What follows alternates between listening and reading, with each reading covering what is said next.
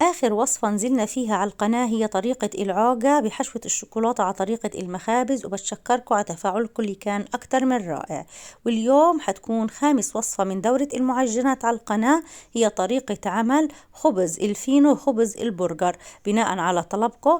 لكن المميز اليوم في هاي الوصفة إني جبت لكم إياها من المخبز مباشرة لإلكم، يعني الوصفة إن شاء الله ناجحة 100%. راح أحكي لكم على كتير أسرار حتتعرفوا عليها لأول مرة، لهيك تابعوا كويس كويس كل اشي رح احكيه، سواء بعجن العجينة لانها مختلفة شوي عن باقي العجائن، وكل الاسرار رح احكيها في هالوصفة. اللي ما بيعرفني انا براء، قناتي ابداعات فلسطينية، بتمنى تشاركوا الوصفة لاحبابكم واهلا وسهلا فيكم. بالنسبة للعجينة عندي 2 كوباية معيارية من الماء الدافي، نزلت عليهم ملعقة كبيرة ونص من الخميرة الفورية و2 ملعقة كبيرة مملوءة من السكر. رح ندوب هاي المكونات. في هاي الخطوة ما توضعوا الملح حتى تتفاعل الخميرة وتعطيني نتيجة أفضل. بعد ال5 دقائق أو 10 دقائق اللي تركناها للخميرة لتتفاعل، نزلت ب2 ملعقة كبيرة من الحليب البودرة. بعد هيك نزلت بربع كوباية من زيت الذرة يكون نوعية جيدة، مع 5 أكواب وربع من الدقيق. حننخل الدقيق مع نص ملعقة صغيرة فقط من الملح، ما حنكتر ملح، مع 2 باكيت من البيكنج باودر ما يعادل 16 جرام. السر الأول في نجاح هاي العجينة هاي الخطوة، إني وضعت 2 باكيت من البيكنج باودر، وضعت فوقهم 2 ملعقة كبيرة من الخل. شايفين هذا التفاعل اللي انتوا شايفينه في الفيديو؟ هذا التفاعل هو السر فشاشة هاي العجينة، عجينة البرجر والفينو. حنحرك، هاي الخطوة مهمة جدا، حنحرك بالملعقة، خاصة اني اليوم حبيت اعجن لكم العجينة من دون عجانة حتى اورجيكم انها حتى رح تزبط معاكم من دون عجانة. حنحرك بالملعقة، هاي الحركة بالملعقة كأنك بتحركي في العجانة، هيك بنعطي قوام كتير ممتاز للعجينة.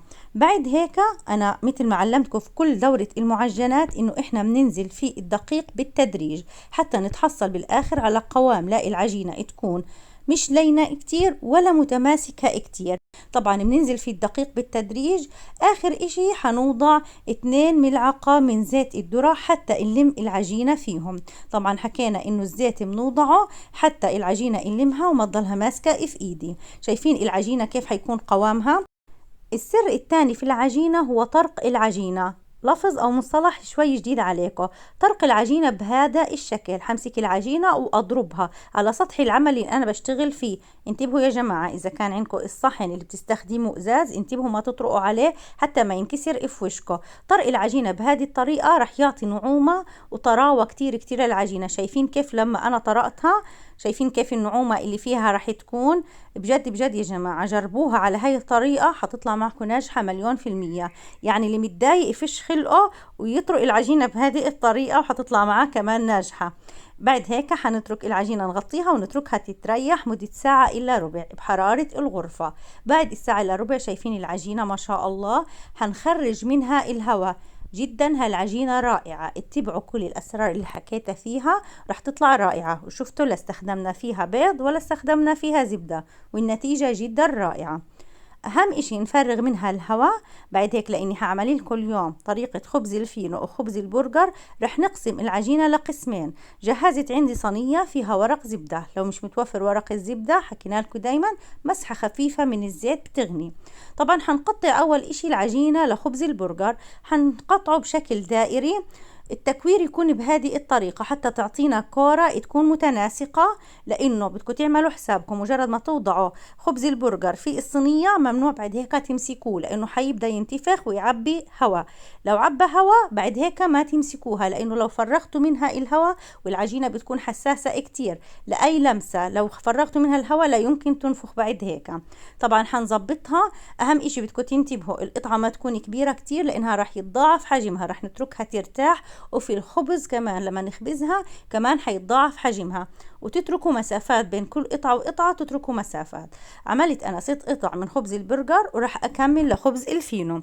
بالنسبة لقطع خبز الفينو حتكون أصغر شوي الكرات اللي راح نكورها. هنكورها تقريبا هذا المقدار، عمل لي 6 حبات من خبز البرجر و7 ل8 حبات من خبز الفينو. أنا بس حبيت أورجيكم إنه كيف طريقة التكوير لخبز البرجر. اللي خايف ما تطلع معاه الكرة مناسبة، بهاي الطريقة ممكن إنكم تكوروا بأطراف أصابعكم من الجوانب تديروها لتطلع معكم دائرية الشكل.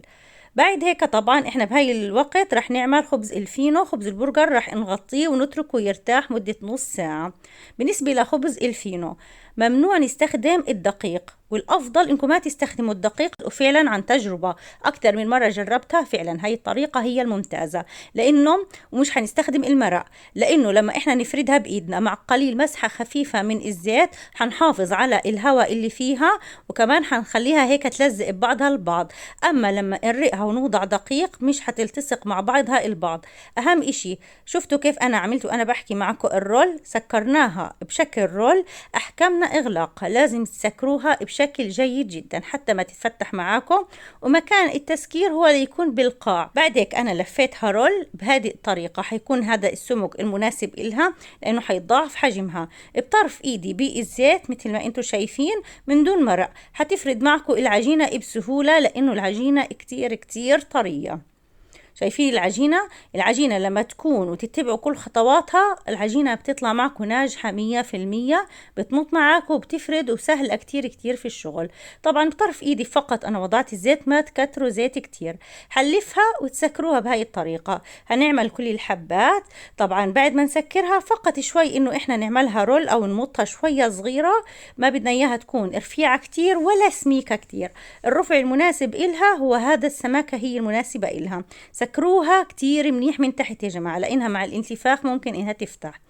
بعد هيك حنوضعهم برضو في صينية بورق زبدة ونخلي مسافة كتير كويسة بين كل حبة وحبة.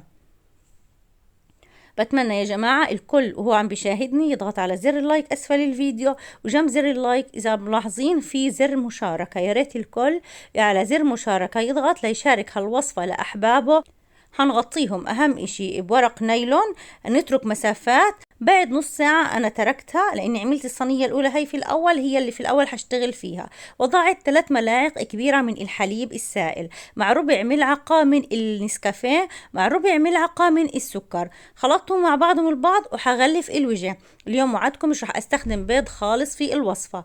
هاي الخلطة رح تعطي للوجه لون ذهبي لامع كتير كتير حلو.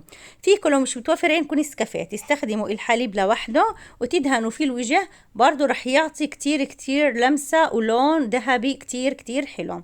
لو حابين تستخدموا البيض مثل ما عودتكم في الوصفات السابقة، صفار بيضة واحدة مع 2 ملعقة من الحليب مع قليل من الفانيلا، تخلطوهم مع بعضهم البعض وتدهنوا، يعني عندكم أكتر من خيار.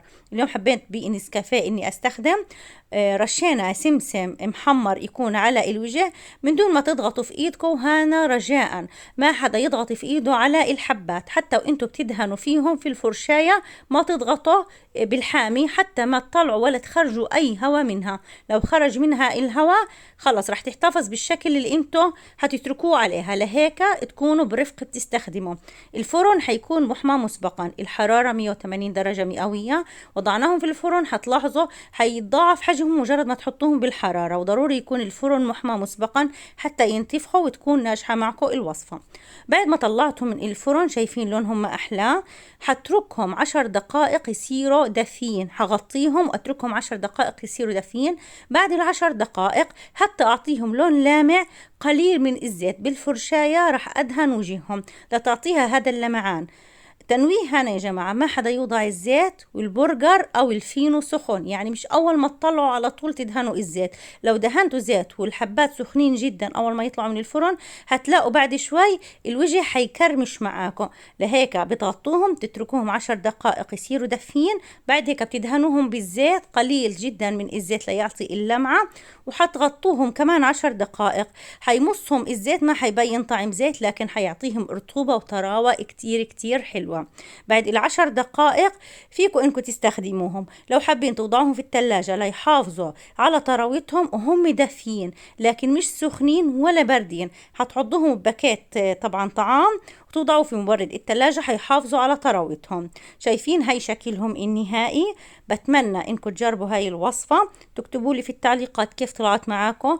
متأكدة انه هالوصفة ان شاء الله رب العالمين اذا اتبعتوا كل اللي حكيته فيها رح تطلع معكم ناجحة من اول مرة، هتعتمدوها. ما حدا بعد هيك حيشتري خبز البرجر او خبز الفينو من المخابز مثل ما شفتوا هالوصفة ما بتكلف إشي من البيت، فيكم إنكم تحشوا لأطفالكم لأولادكم على المدارس سندويشات أو تعملوا البرجر. إن شاء الله إذا لقيت تفاعل حلو على هاي الوصفة بوعدكم إنه إن شاء الله حنزلكم طريقة عمل البرجر بشكل احترافي، شكل وطعم يكون خطير مثل المطاعم وأطيب من هيك.